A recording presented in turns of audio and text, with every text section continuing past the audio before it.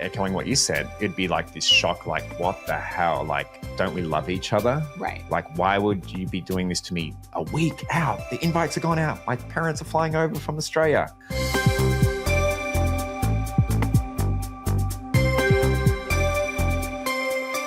We've been talking about our respective divorces and the mistakes we've made. So what are your thoughts on this? Do you think if maybe you two had started with a prenup agreement, you would have made the same mistakes? Would we have had anything to talk about on this podcast had you started with a prenup agreement? I think a prenup would have definitely been helpful for both me. So that must mean you're filthy rich, right? Because really prenups are only for rich people. Well, that is a misconception, because as we're going to talk about and share with the listeners there, that, you know, a prenup is definitely not if you're wealthy. You don't have to, you know, it's more than that. Okay. So you're just filthy, but not necessarily rich? Ah, that's not nice. Jeez. Okay.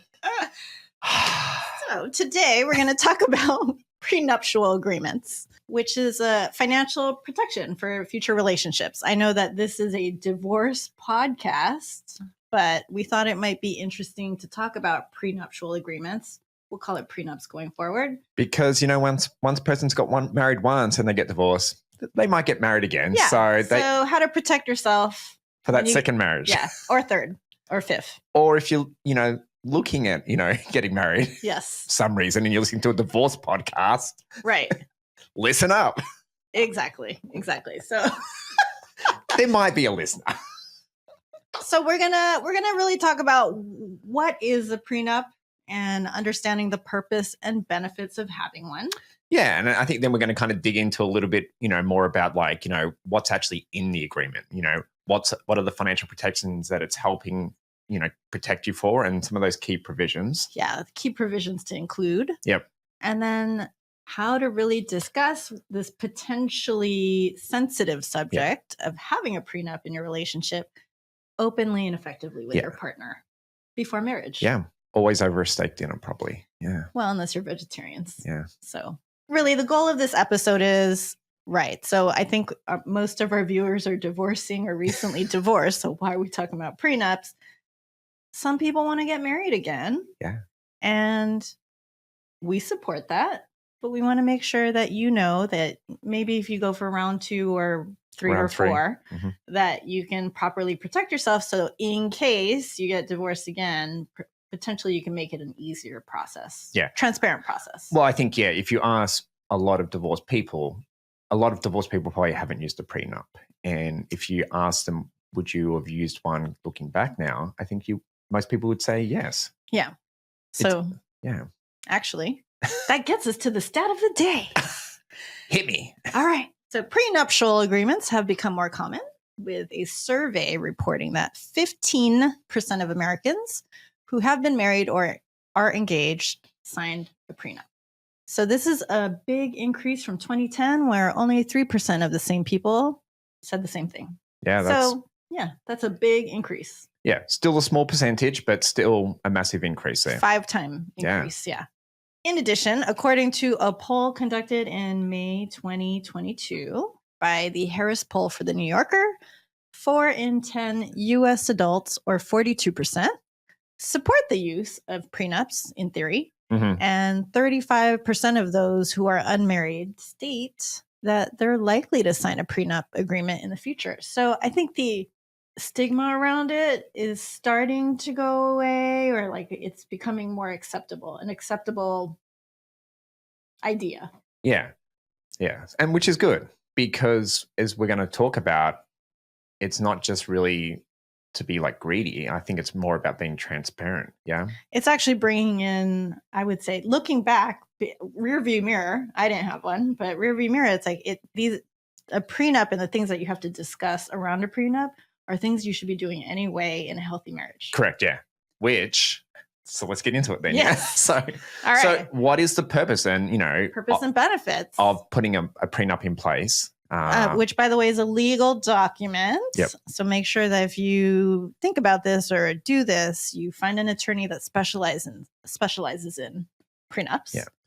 And look, there's definitely a misconception, because I think when most people they hear the word prenup, they think of, that's only for the rich, correct? only for the rich, or that's really offensive. I trust my spouse. Yeah. How could you say that? Yeah. In fact, I had a friend, I'm sorry, Mike, really strongly suggest I get a prenup back in the day when I told him I was engaged, and he was really pushing the topic. We were drinking, we were having some drinks, and I think he was getting pretty pushy in my opinion about it. Encouraging you to get one. Encouraging me to protect myself, and I got offended and I stopped talking to him. So sorry, Mike. Wow. This episode's for you. So, Mike, if you're listening out there, that's, I guess, the apology that after all those years. That is the apology, 20 years later. I don't even know. A long time. Sorry. That's good. It's good to get that burden off your... Thank you. Yeah. Thank you. Anyway, so one of the first reasons why, look, because a prenup is really just for anyone who wants clarity, correct? Mm-hmm. And, fairness when it comes to financial relationships. Yes. And, the first part of that is, being transparent. Which you've just mentioned, and I agree. Like, you think that you'd almost be going into a marriage, ideally, trying to be transparent, talking about what assets you've got, what debts you've got there, what income, mm-hmm. Obviously, that's not always the case with everyone, though. It is not always the case, but it's an ideal thing that you're supposed to do mm-hmm. in a healthy marriage is clear communication about your finances. And if you're going to go into a prenup, you have to. Yeah. So with that transparency comes protection. So let's assume that both of you come in with assets that mm-hmm. are your own. So it's not just one over the other, not a rich person protecting themselves from a poor person. It could be both people bringing in assets that they already had, protecting it by declaring that they're there. Yeah. So you brought in 15,000, I brought in 10,000. It's now written down so that in case, hopefully you don't, in case you get divorced in the future, it's already on this legal document that you two agreed to, and you're not digging around forever. Or, arguing. It's like, no, that's part of mine as well. Yeah. Exactly. Yeah. So debt management is another, important part of it. So, similar to like protecting one's assets, you also don't want to be taking on maybe your soon to be or an ex-partner's debt, correct? Right. Now we've spoken about how student loan debt is always going to be counted as separate property there, but there could be stays with the student. Yeah. There could be credit card debt. There could be business, other sort of loans as well there. Mortgage debt. If you can kind of have that captured in that prenup, it protects yourself. Yeah. Again, just mapped out on the prenup and saying that this is what you have, this is what I have. Yeah. And a prenup, honestly, just simplifies divorce. Okay. Again, we hope that, if you're going into another marriage, you're not going to get divorced, but the stats are there. So if you were to get divorced again, it really simplifies the process because it's all mapped out for you already, the finances, or at least what you started with. Yeah. It really does help. One of the final ones is, supporting blended families. I think, if you asked a lot of people who, have kids who are divorced, it's probably, I'd like to actually see some of the numbers on that. Like, I'm sure there's a large percentage that would actually probably want to go into that next marriage with a prenup there, noting that they've got children from, separate marriages there. Mm-hmm. Exactly. That way you can really protect your children and your assets if you want to be giving it more to them, correct? That's right. That's right. And it's not just planning. Prenups, I think, have this stigma that hopefully is fading. And mm-hmm. for me, it had this stigma. Yep. I always just thought of Hollywood with it. It's like, that's something from a movie. Yeah. And it's just planning for failure. This is, you're kind of, you're going into this marriage assuming it's going to fail. I don't think now looking back mm-hmm. at our mistakes, respective mistakes, it's really just planning for certainty and fairness to the, if someday it doesn't work out. It's a just in case. Just in case. So provisions, what should be in a prenuptial agreement, a legal document? And what should not be. Yeah. Or, So, well, actually, you said what should not be. Custody arrangements aren't enforceable. Correct. You can't say, hey, if we get divorced, I'm going to have sole custody of our kids. Yeah. Prenups are really for finances. Yeah. So that's going to be sorted out on the back end based on what's right for the child. Right. Or children. So what should be in it? I feel like we always go into this subject or this topic in so many different ways, but you're going to identify what your separate property is, your respective separate property before marriage is. And you're also going to agree what's going to be marital property going forward. Yeah. So we've always spoken about doing it at the tail end when you're going through the divorce. This is really just doing it at the start end before going into marriage, correct? Yeah, before 26 years, pass and then you can't remember anymore. Trying to remember those statements or documents or That's assets, right. yeah. So this is just documenting it ahead of time. Yeah. And so, just like labeling separate and marital property, you're going to label debts. So separate debt and marital debt. So who's going to be responsible for that credit card debt that's coming into the marriage? How much of it is going to be separate debt versus like the debt going forward that's accumulating during marriage? Yeah. Also, an area that you can include in here is like spousal support. If spousal support is to be paid, what's it going to be based off? How long for? Build out some terms there as well, correct? Yeah. Yeah. And then business ownership. So if you own a business before marriage, how is that going to continue? Is that going to continue to be a separate business? Are you two going to go into it together? How are you going to divide it if something happens to your marriage? This could be sketched out. Yeah. It falls under separate property, but you also then can kind of like, talk about like, inheritance as well, and like making sure that that's like protected and addressed there in the, the prenup document as well. Right. And then this helps with dispute resolution. So you could, while you're getting along because you're engaged and so excited to be married, you can talk about provisions or sketch out provisions about how, if you have disagreements in the future in case of divorce, how are you going to handle it? So is that talking about revisiting the prenup though?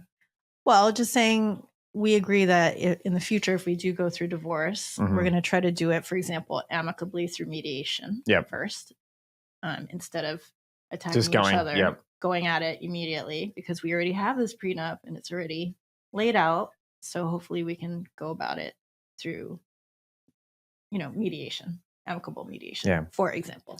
Have you had any clients who have used the prenup? I know for myself, I haven't. I haven't, because again, I feel like there's sort of this weird stigma around it still. So maybe you feel like they might have it, but they don't feel comfortable with mentioning that they do? I feel like it. I feel like we know people or have clients that have prenups, but I mean, how does it come up in like dinner conversation? For example, I have a prenup. Yeah.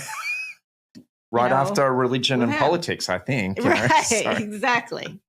Exactly. So I think this is probably not a document that you can just create on yourself there. So you really need to, invest in hiring a professional. So in this case, it would be an attorney to draft that legal document for you. Once again, it's a legal document. So you can't just put wishes on a piece of paper, because if you ever need to lean on this document in the case of divorce, it must be legally enforceable. Yeah. In term for it to be legally enforceable, it needs to be written a certain way. Yeah, correct.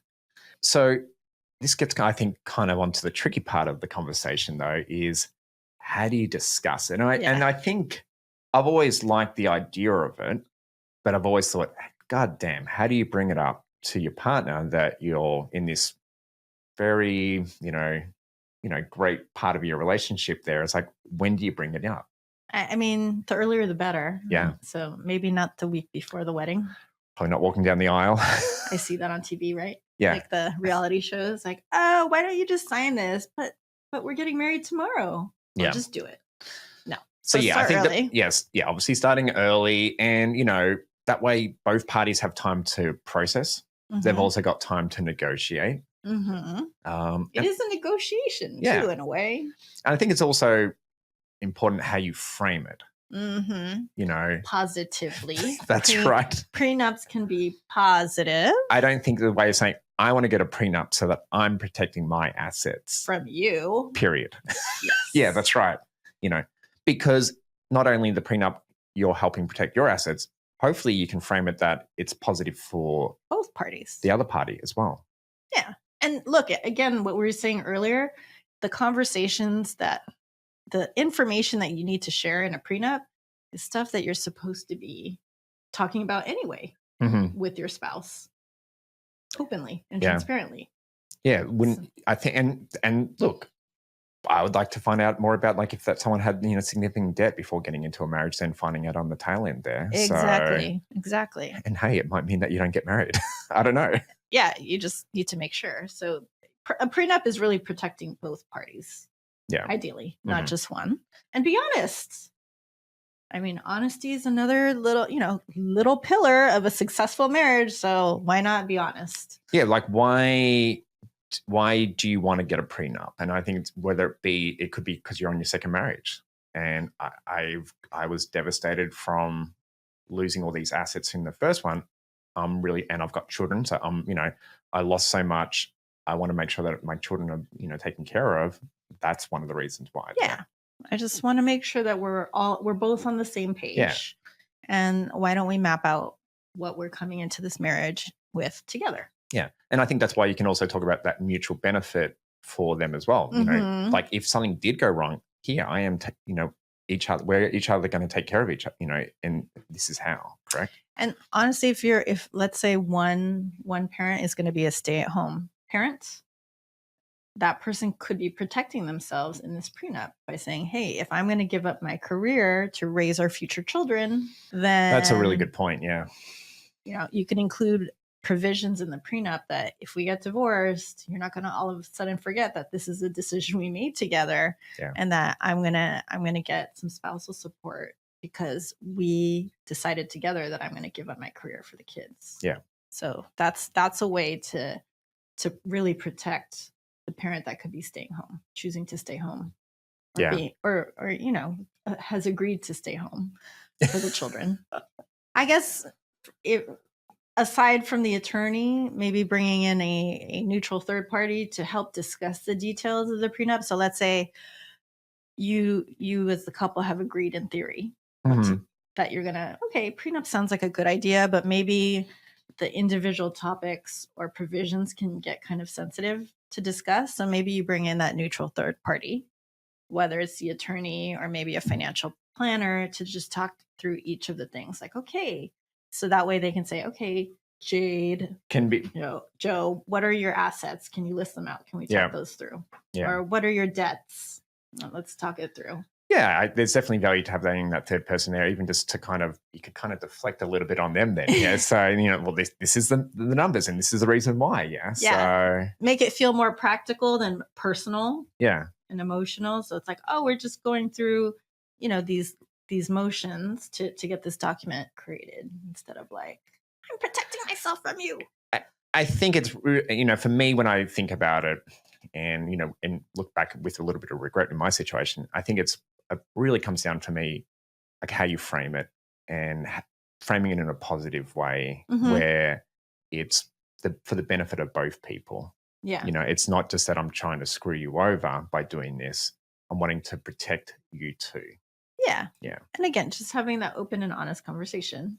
It's like, this is what you're coming in with. This is what I'm coming in with. And going forward, we're going to share everything. But this is what existed pre you. Yeah. A prenup is more about having trust versus a lack of trust. Because again, is it the glass half full or half empty?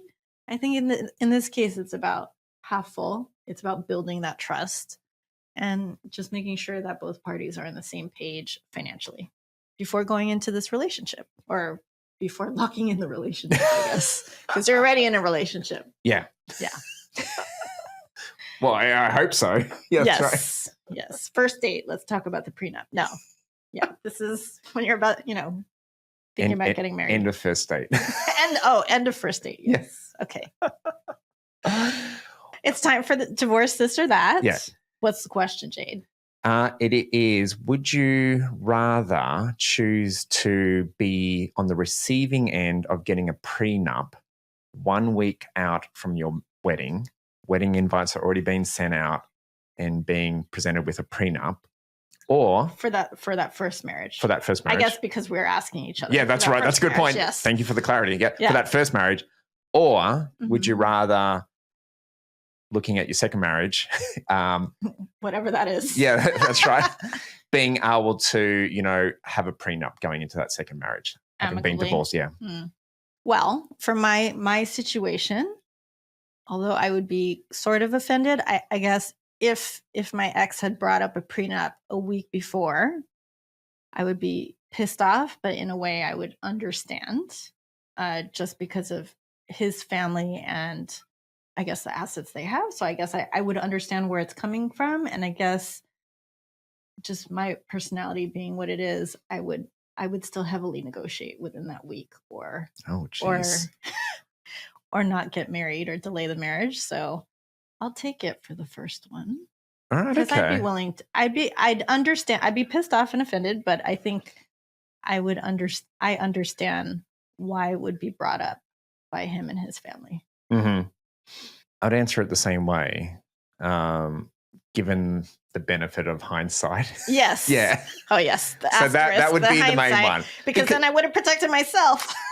Yeah. Because at the time, I think, echoing what you said, it'd be like this shock, like, what the hell? Like, don't we love each other? Right. Like, why would you be doing this to me a week out? The invites are gone out. My parents are flying over from Australia.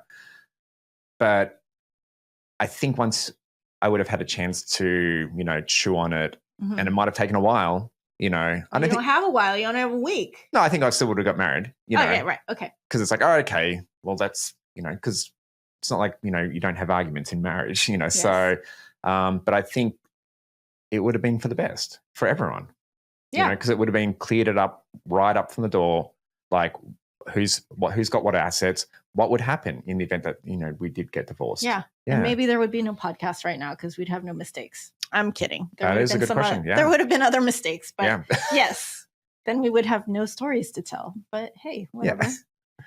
Yeah. So I think interesting. I thought maybe you would have picked the other one, but okay. But both of us would have been, sort of okay. On the receiving end of getting a prenup. A surprise prenup a week out before our weddings. Yeah. I'm glad it wasn't like, at the altar or something like that. That could have been a bit more challenging. Yeah, that would have You might have walked out on that one, though.